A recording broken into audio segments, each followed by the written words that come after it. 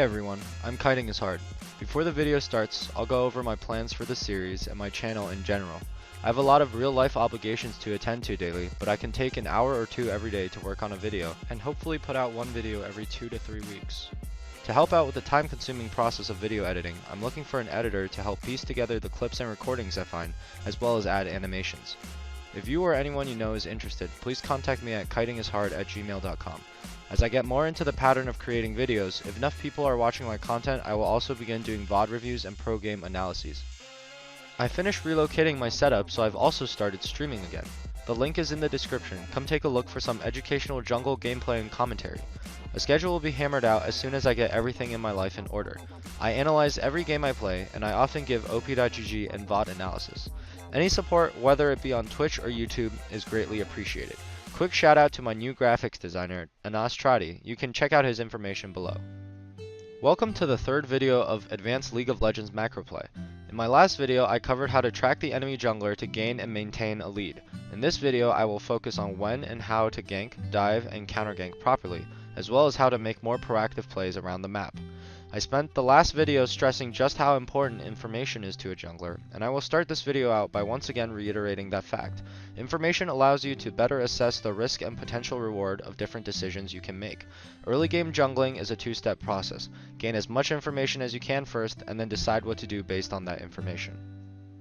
For junglers, time in League does not flow the same way it does for laners. While laners are focused on farming, trading, micro-positioning, and more every split second, junglers cycle through a checklist repeatedly. I will refer to the unit of time it takes a jungler to go through one cycle as one tick. There are also three kinds of information available to a jungler, which I will call basic information, inherent information, and synthesized information. Basic information is information that can be gained through observation without thinking, such as health bars, minion count in a lane, or who has what items. Inherent information is knowledge of the game, such as matchups, camp spawn timers, damage and kill potential, or cooldowns. Synthesized information is information that cannot be gained through just observation, but requires analysis and synthesis of basic information, such as location of enemy jungler in Fog of War, whether a lane will push or freeze, whether a lane is gankable or not, etc. Within one tick, the first step a jungler needs to accomplish is to gain all the relevant basic information through looking at the minimap, holding tab, and using F keys to pan the camera to the rest of his team.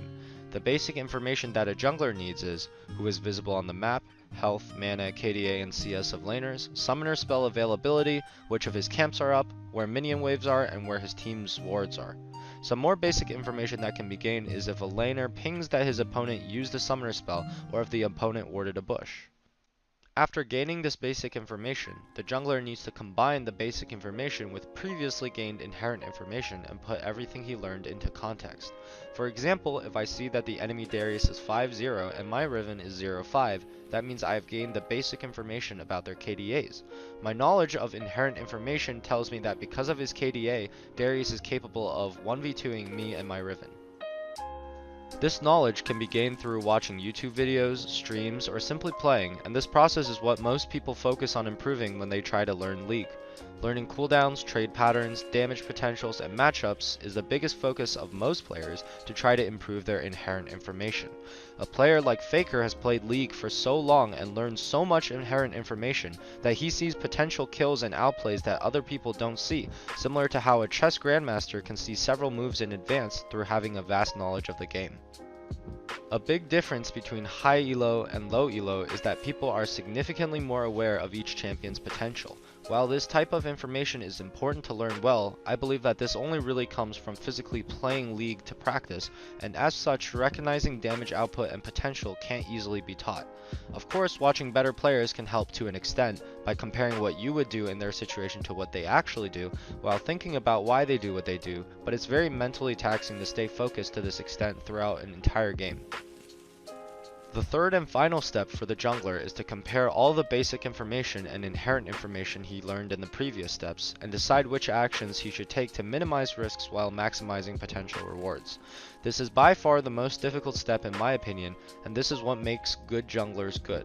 Repeatedly choosing actions that have the lowest risks and highest rewards is the most consistent way to continually do well in carry games.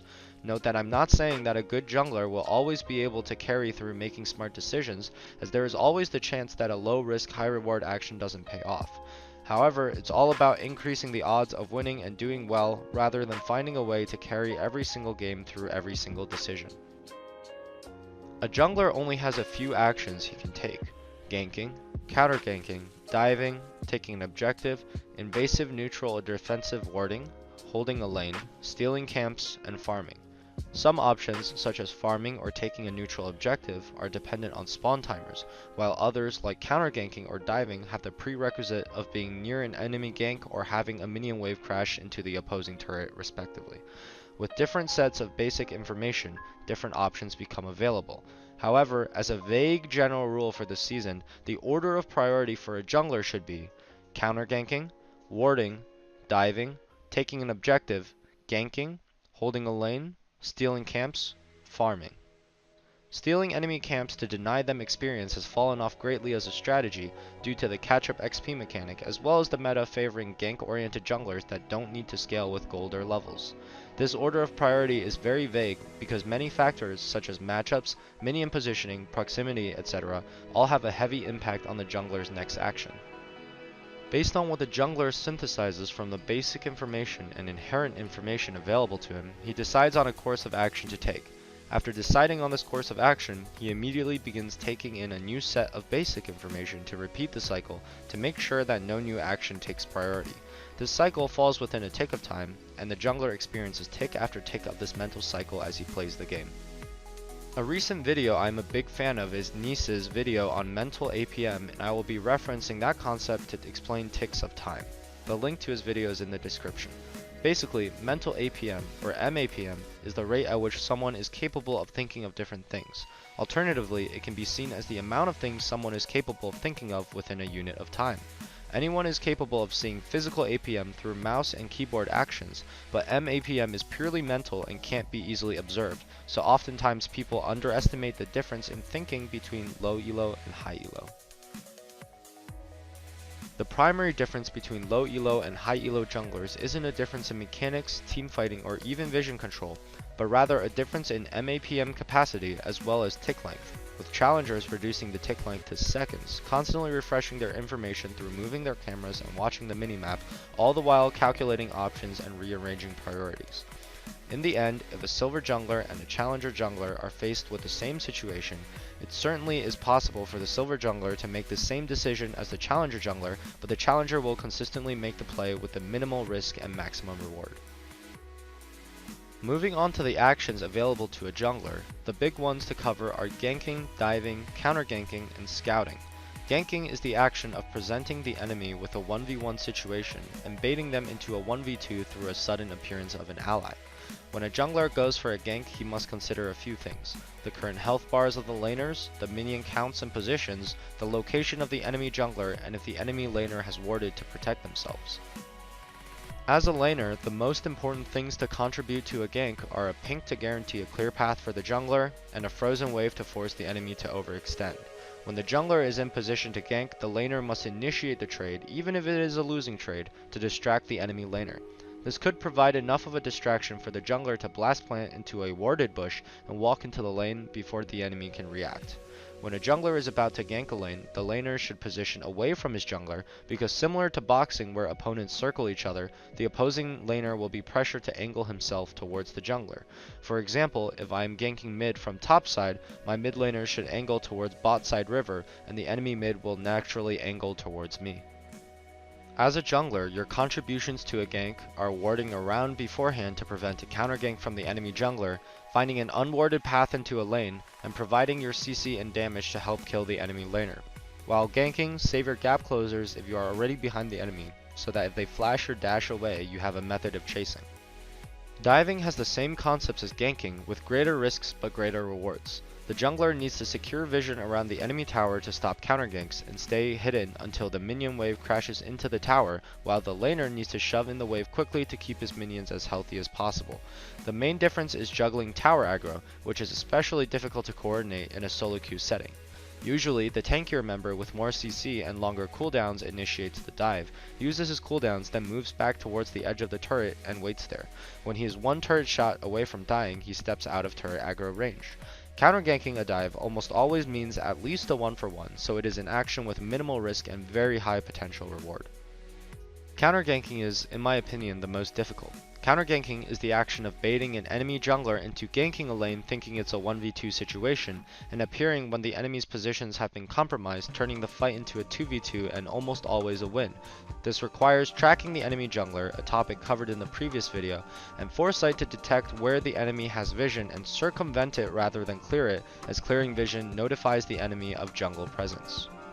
Scouting is what I call the action of locating the enemy jungler through smart uses of wards or protecting winning lanes with ward cover. If a team plays without Fog of War, they will never be ganked. The idea behind scouting is to provide individual environments for each lane to allow them to mechanically outplay their opponent in lane without fear of being ganked. This is the easiest way for junglers to carry their laners to victory without directly impacting the lane through ganks or pressure. To recap, time for junglers flows very differently when compared with time for laners. Laners are constantly thinking every split second, while junglers cycle through a checklist repeatedly in ticks. The three kinds of information available to junglers is basic, inherent, and synthesized. Basic information is information that can be directly seen without any effort. Inherent information is information that is learned about the game, and synthesized information is information that can be analyzed from basic and inherent information. The majority of players who try to learn League only focus on improving their inherent information. In one tick, the jungler needs to gain basic information, combine the basic information with his inherent information, and compare the basic and inherent information to arrive at a conclusion for what action he should take. Through this process, a jungler can minimize the risk and maximize the potential reward of the action that he chooses to take. The goal is not to make decisions that never go wrong, but rather to increase the consistency of choosing actions that end well. A jungler has a limited number of things he can do: ganking, counter-ganking, diving, taking objectives, invasive neutral and defensive warding, holding a lane, stealing camps, and farming. A general rule of priority to follow is counter-ganking, warding, diving, taking an objective, ganking, holding a lane, stealing camps, and farming. This order is only a rough outline because proximity, matchups, minion positioning, etc. all have a large impact on the jungler's decision-making process. The shorter a jungler's tick is, the higher his mental APM, or mAPM. mAPM essentially measures how many different things someone can consider during a set period of time. High elo players have higher mAPM than low elo players, but it isn't visible because it's within the mind. Low elo junglers might make the same decision as high elo junglers once in a while, but high elo junglers are significantly more consistent with successful plays.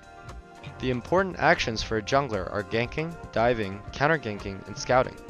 During a gank, both the laner and the jungler must work together to control vision, position, and damage the enemy. A dive functions similarly, but tanking turret aggro becomes a new concern.